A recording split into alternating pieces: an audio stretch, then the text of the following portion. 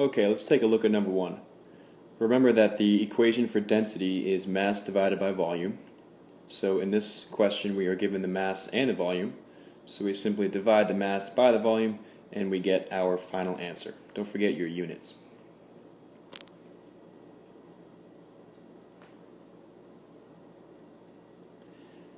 Question number 2 is very similar. We're also given the mass and the volume. So we can just divide the mass by the volume to get the density.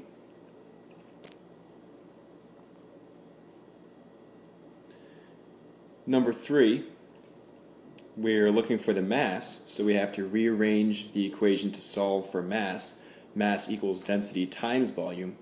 We're given the density and we're given the volume, so we can multiply them together to get the answer.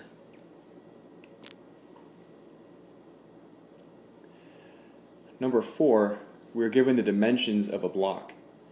The volume of a block can be found by taking the length times the width times the height.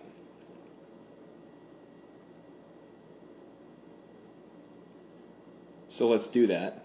The length and the width and the height are all given in the problem, so we can multiply them together to find the volume of the block.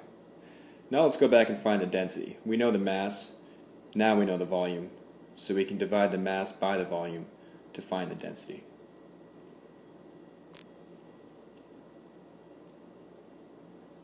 In question number 5, instead of giving us the weight of the actual chemical, they're telling us the weight of the flask. That's the piece of glass that holds the chemical. And then they're also telling us the weight of the flask plus carbon tetrachloride. I'm just going to write out the chemical formula of carbon tetrachloride. So to find the mass of just the carbon tetrachloride, we have to subtract the mass of the flask from the mass of the flask and the carbon tetrachloride. So now that we have just the mass of the carbon tetrachloride, we can go back and plug it into our density formula and get our answer.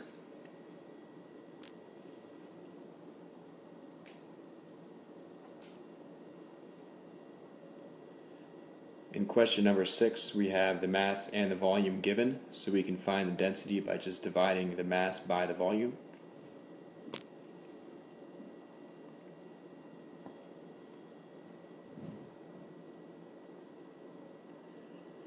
Let's rearrange the equation to solve for mass here. Density times volume. They're both given in the equation, so we just multiply the density by the volume.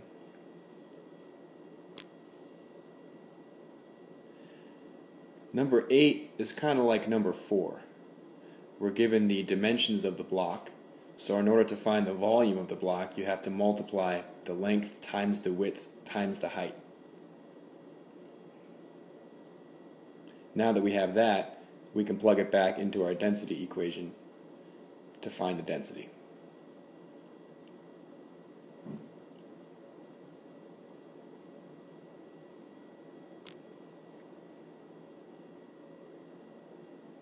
In number 9, they're giving us the amount of water that was in the cylinder before you added the shot, and then after you add the shot, the water goes up.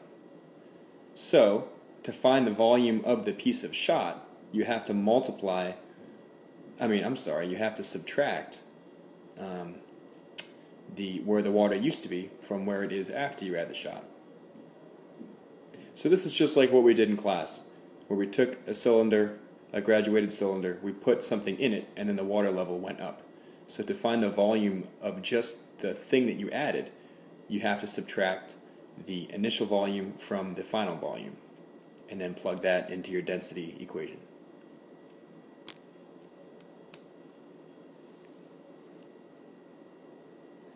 Number 10, we have to rearrange the equation to solve for volume, which is mass divided by density. And both of those are given in the question. Okay, I hope that this was helpful.